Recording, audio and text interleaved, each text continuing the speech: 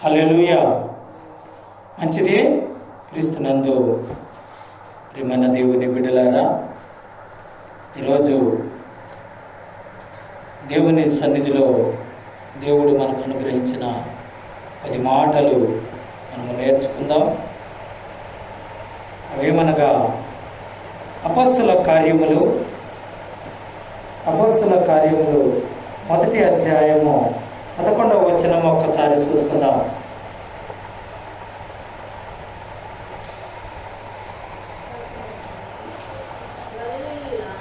గలిలయులారా,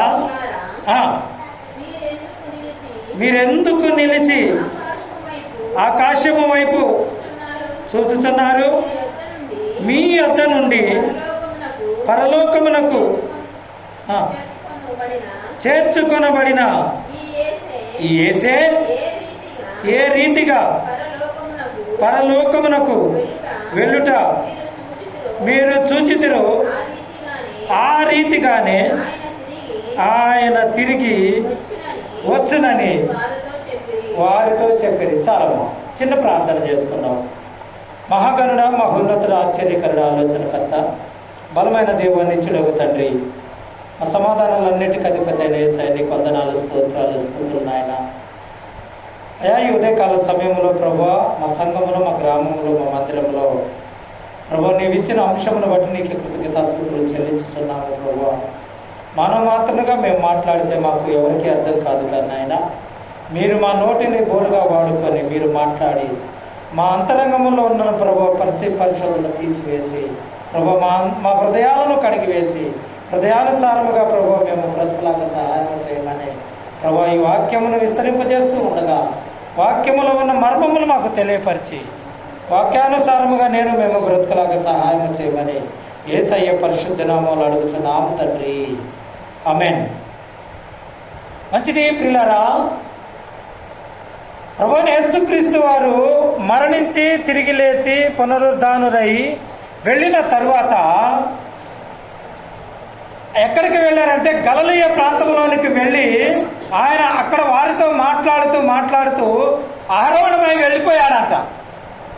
ఆ వెళ్ళిపోయే ముందు ఆయన వచ్చినప్పుడు కొంతమంది దేవదూతలు ఆయనతో కూడా ఉన్నవాళ్ళు అక్కడున్న మనుషులతో ఏం మాట్లాడుతున్నారంటే, ఇదిగో గలిలయ మనుషులారా, మీరు ఆకాశం వైపు ఎందుకు చూస్తున్నారు? మీరు ఆకాశం వైపు ఎలా ఎందుకు చూస్తున్నారు తెలుసా? మీ మధ్య నుండి కొనుక్కోబడుతున్న యేసయ్యను చూస్తున్నారు కదా. మీరు చూసేటప్పుడు ఏ విధంగా అయితే కొనుక్కోబడతాడో అదే రీతిగా కదా యేసయ్య ఏ విధంగా అయితే ఆకాశానికి కొనుక్కోబడ్డాడు అదే రీతిగా వస్తాడని చెప్పేసి లేఖనాలు సెలవిస్తూ ఉంటే, ఆ మాటను దేవదూతలు వారితో చెప్పిన నాటి నుండి యేసుక్రీస్తు వారు ఎప్పుడు వస్తాడా ఇదిగో ఇప్పుడు వస్తున్నాడు అని చెప్పేసి అందరూ కూడా వేచి చూస్తున్నారట, కలవరపడుతున్నారట. ఎందుకు కలవరపడుతున్నారంటే, ఆమోసు గ్రంథములో చక్కగా ఒక మాట చెప్పబడుతూ ఉంది. ఆమోసు గ్రంథము 5వ అధ్యాయము 18వ వచనం చూసుకుందాం.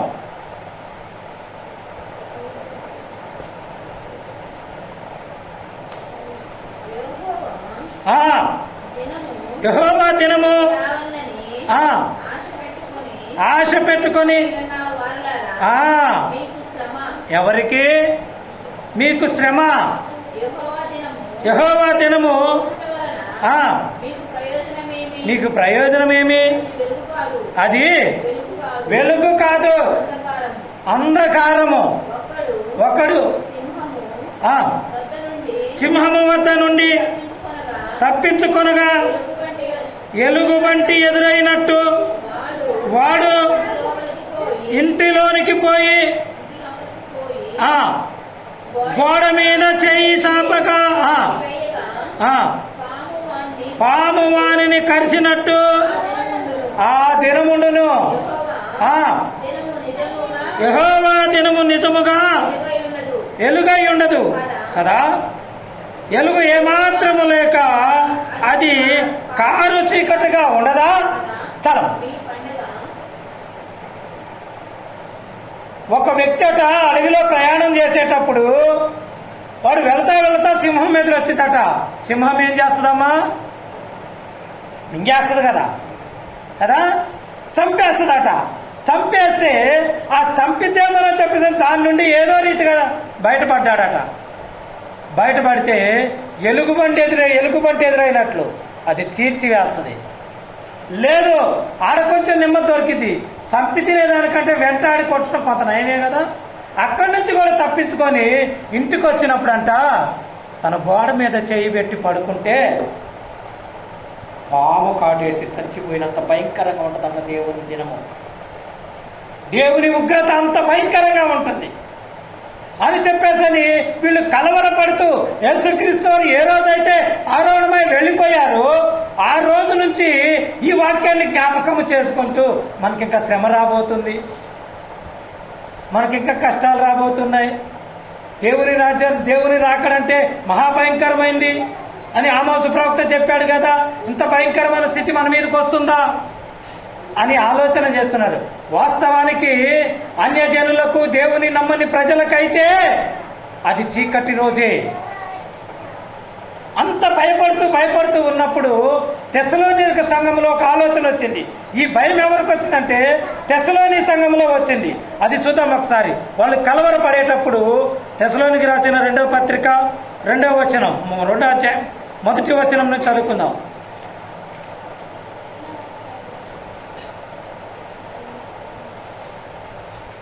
తెస్సలోనికలు రాసిన 2వ పత్రిక 2వ అధ్యాయము పేజీ నెంబర్ చెప్పాలమ్మా 188.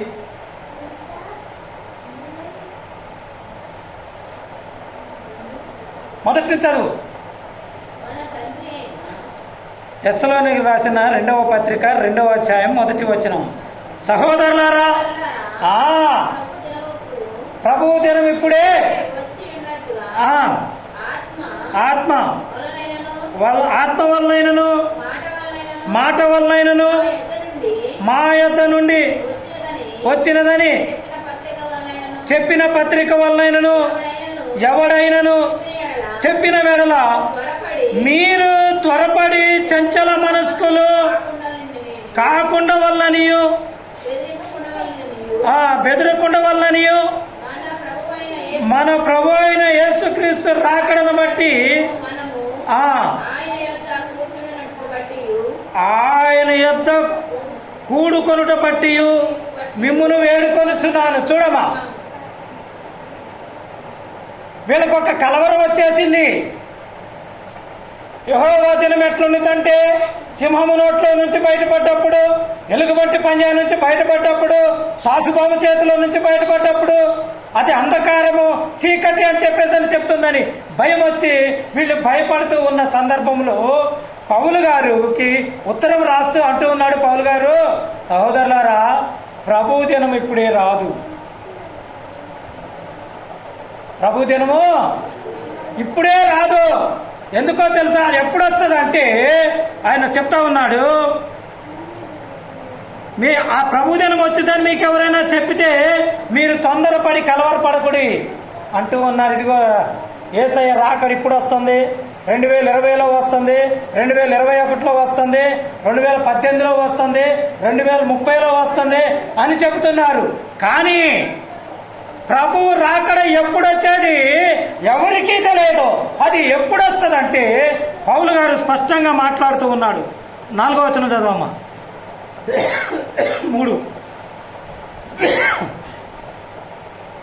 3వ వచనం చదువు. మొదట భ్రష్టత్వము సంభవించి నాశన పాత్రుడకు పాప పురుషుడు బయలుపడితేనే కానీ ఎప్పుడు వచ్చింది? ఇప్పుడు చెప్పండి. పౌలు గారు చెప్తా ఉన్నాడు. ఎప్పుడు వచ్చింది అనేది అంత మటుకు ఎవరు చెప్పలేదులే, కానీ పౌలు గారు చెప్తా ఉన్నాడు. ఏమని చెప్తున్నాడు అంటే మొట్టమొదట భ్రష్టత్వము సంభవించాలి. ఏం సంభవించాలి? భ్రష్టత్వము సంభవించాలి. నాశన పాత్రుడకు పురుషుడు అనగా సాతాను రాజ్యము ఏలాలి.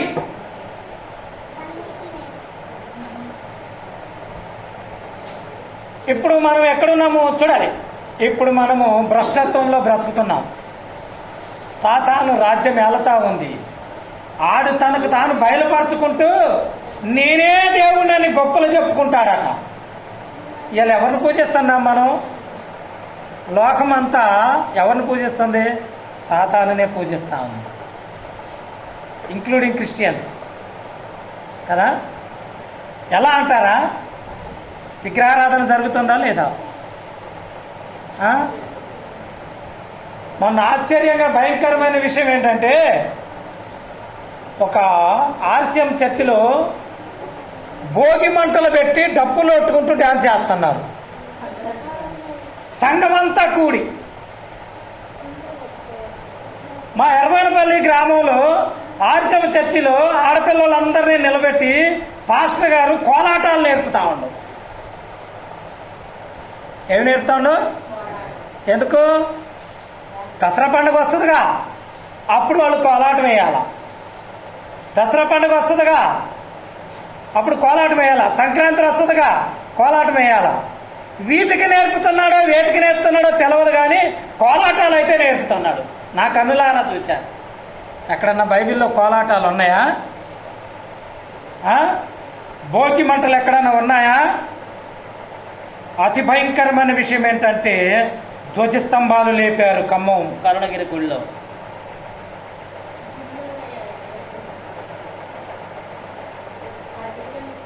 ధ్వజస్తంభం నిలబెట్టారు. దానికి ఒక జెండా,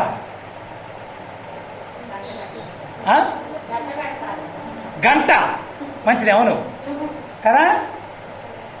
ఎటుపోతుంది క్రైస్తవ్యం? ఎటుపోతుంది? క్రైస్తవునికే అర్థం కావట్లే. అటువంటి సాతాను ఈ రోజుల్లో రాజ్యం వెళ్తా ఉంది. వాడు ఇదిగో నా ఇష్టం వచ్చినట్టు క్రైస్తవుని కూడా నేను మార్చేసుకున్నా. అటువంటి స్థితిలో ఒక మాట అంటూ ఉన్నాడు దేవుడు. చూడమ్మా, పౌలు గారు మాట్లాడుతూ ఉన్నాడు.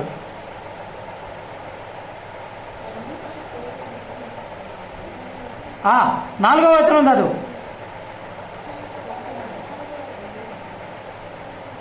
2వ అధ్యాయం 4వ వచనం. తెస్సలోనికి రాసిన 2వ పత్రిక. ఏది దేవుడు అనబడును, ఏది పూజింపబడును, దానంతటిని ఎదిరించుచు దానంతటికి పైగా వాడు తన్ను తానే హెచ్చించుకొనుచు తాను దేవుణ్ణని తన్ను కనబరుచుకొనుచు దేవుని ఆలయంలో కూర్చుండును గనుక ఏ విధముగానైనను ఎవడును మిమ్మును మోసపరచనీయకుడి. చాలమ్మా.